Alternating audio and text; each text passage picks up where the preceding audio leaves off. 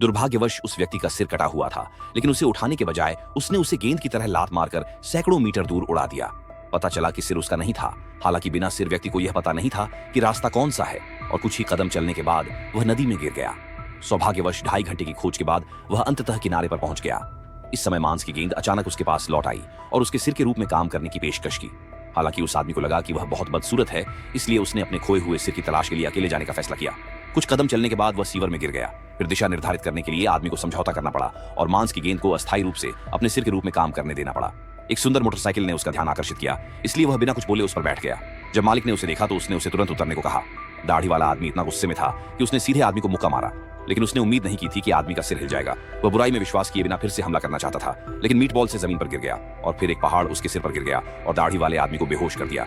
इसके बाद उस आदमी ने एक्सीलेटर दबाया और वहां से चला गया। वह तेजी से सिर की दिशा की ओर बढ़ गया। इस समय तक महिला सिर को घर ले जा चुकी थी।